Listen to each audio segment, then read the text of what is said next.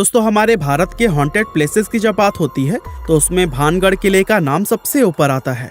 राजस्थान में मौजूद इस 500 साल पुराने किले का लोगों में कुछ ऐसा खौफ है कि यहाँ पर लोग दिन में भी जाने से कतराते हैं और यहाँ तक कि कहा जाता है कि रात के समय में जो कोई भी इस किले में जाता है वो फिर कभी भी वापस लौटकर नहीं आता। इसीलिए सरकार ने भी खुद बाकायदा बोर्ड लगाकर रात के समय में इस किले में जाने से प्रतिबंध लगाया हुआ है।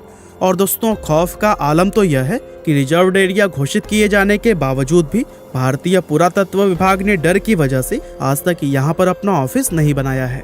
तो फिर भानगढ़ के इस किले का इतिहास क्या है और आखिर क्यों आज इसको इतना ज्यादा खौफनाक और भुतहा माना जाता है, ये सब हम हमारी आज के इस वीडियो में आपको बताने वाले हैं।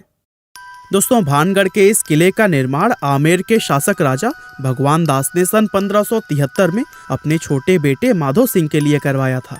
उस समय यह किला पूरी तरह से खुशहाल हुआ करता था और इस किले के अंदर व इसके चारों तरफ लोगों की घनी आबादी रहा करती थी। लेकिन फिर अचानक एक ऐसी अनहोनी हुई जिससे कि इस किले की खुशियां हमेशा के लिए खत्म हो गई और एक समय खुशहाल नजर आने वाला यह विशाल किला एक भुतहा जगह में बदल गया। लोगों के मन में इस किले का ऐसा खौफ बैठ गया कि उन्होंने इसे छोड़ना शुरू कर दिया, जिसका नतीजा यह हुआ कि यह किला और इसके आसपास का इलाका पूरी तरह से वीरान हो गया। यहाँ तक कि आज भी ये किला सैकड़ों सालों से इसी तरह से वीरान पड़ा हुआ है, जो कि दिखने में बेहद ही खौफनाक नजर आता है।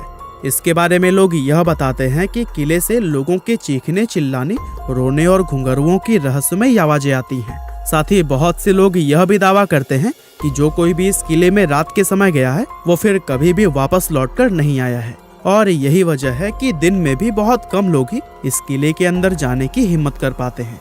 अब ऐसे में ये सवाल तो मन में जरूर आता है कि आखिर इस किले के साथ ऐसा क्या हुआ था कि इसको इस तरह से शापित और भुतहा माना जाने लगा। असल में इस किले के हॉन्टेड होने के पीछे लोगों द्वारा एक नहीं बल्कि कई अलग अलग कहानियां बताई जाती हैं, लेकिन उन सभी में सबसे फेमस, जिस पर लोगों द्वारा सबसे ज्यादा भरोसा किया जाता है, वो है राजकुमारी रत्नावती की कहानी। कहते हैं कि जब इस किले का निर्माण करवाया गया था तब इसमें रत्नावती नाम की एक बेहद खूबसूरत राजकुमारी रहा करती थी। उस समय राजकुमारी रत्नावती की उम्र 18 साल थी और उनकी खूबसूरती की चर्चाएं दूर दूर तक हुआ करती थी। उनकी सुंदरता की वजह से ही बहुत से अलग अलग सियासतों के राजकुमार उनसे शादी करने की इच्छा रखते थे, जिसके चलते अक्सर ही राजकुमारी रत्नावती के लिए शादी के प्रस्ताव आते ही रहते थे। लेकिन राजकुमारी ने तब तक किसी के भी प्रस्ताव को स्वीकार नहीं किया था। अब एक बार राजकुमारी अपनी कुछ सहेलियों के साथ खरीदारी के लिए बाजार गई हुई थी और बाजार में वो इत्र की एक दुकान पर रुकी और वहां से अपने लिए इत्र खरीदने लगी। इतने में ही उस दुकान से कुछ दूरी पर खड़े सिंघिया सेवड़ा नाम के एक व्यक्ति की नजर राजकुमारी पर पड़ी। सिंघिया सेवड़ा उसी राज्य का रहने वाला था और वो काले जादू का महारथी माना जाता था। राजकुमारी रत्नावती की सुंदरता को सिर्फ एक नजर में देखते ही सिंघिया उन पर पूरी तरह से फिदा हो गया और वो टकटकी लगाए राजकुमारी को घूरता रहा और उसी पल उसने अपने मन में यह तय कर लिया कि वो राजकुमारी को किसी भी कीमत पर हासिल करके रहेगा।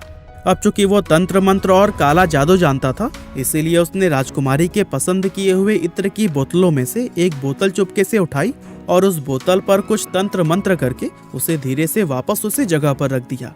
असल में वो अपने तंत्र विद्या की मदद से राजकुमारी को अपने वश में करना चाहता था और उसका ये प्लान काफी हद तक सफल भी हो गया, क्योंकि राजकुमारी ने उसे इत्र के साथ छेड़छाड़ करते हुए देखा भी नहीं था।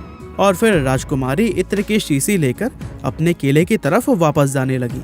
साथ ही सिंघिया सेवड़ा भी छिप छिप कर राजकुमारी का पीछा करने लगा। हालांकि अभी राजकुमारी सिर्फ कुछ दूर पहुंची ही थी, तभी उनकी एक सहेली ने उन्हें बताया कि एक अनजान व्यक्ति ने इत्र की शीशी पर तंत्र मंत्र किया हुआ है। असल में राजकुमारी की उस सहेली ने सिंघिया सेवड़ा को इत्र की शीशी पर काला जादू करते हुए देख लिया था, लेकिन वो डर की वजह से दुकान में कुछ भी नहीं बोल पाई थी। अब राजकुमारी को जैसे ही काले जादू की बात पता चली तो उन्होंने वो इत्र की शीशी रास्ते में पड़े हुए एक विशाल आकार के पत्थर पर दे मारी। पत्थर पर पड़ते ही वो शीशी टूट गई और सारा इत्र उसी पत्थर पर बिखर गया। और दोस्तों इस तरह से इत्र पर किया गया वो काला जादू उस पत्थर में आ गया, जिसके बाद से वो पत्थर खुद ब खुद लुढ़कते हुए सिंघिया सेवड़ा की तरफ बढ़ने लगा। दरअसल सिंघिया ने उस इत्र पर ऐसा जादू किया था कि जो भी कोई उस इत्र को लगाता वो खुद ही उस तांत्रिक सिंघिया की तरफ खींचा चला आता। और चूंकि वो इत्र पत्थर पर लग गया था, इसीलिए वो पत्थर तेजी से उसकी तरफ ही बढ़ने लगा और पत्थर ने लुढ़कते हुए उस तांत्रिक सिंघिया को कुचल दिया, जिससे कि उसकी मौत हो गई। लेकिन मरने से पहले सिंघिया सेवड़ा ने यह शाप दे दिया कि राजकुमारी समेत इस किले में रहने वाले सभी लोग जल्द ही एक दर्दनाक मौत मरेंगे और उनकी आत्माएं हमेशा के लिए इस किले में भटकती रहेंगी। इस हादसे के कुछ ही समय बाद भानगढ़ और उसके करीबी राज्य अजबगढ़ के बीच में एक युद्ध छिड़ गया था। और दोस्तों, अजबगढ़ की सेना बहुत ही ज्यादा शक्तिशाली थी, जिसके चलते उनके सिपाही भानगढ़ के किले में घुस गए और किले में मौजूद हर एक पुरुष, महिला और यहाँ तक कि बच्चों को भी मौत के घाट उतार दिया, जिसमें कि राजकुमारी रत्नावती भी नहीं बच पाई थी।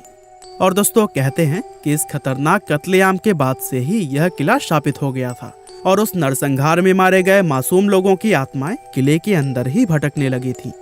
दरअसल किले के आसपास रहने वाले लोगों को अंदर से अजीब अजीब आवाजें आती थी और साथ ही किले की तरफ जाने वाले लोगों के गायब होने की घटनाएं भी अक्सर सुनने को मिलती रहती थी।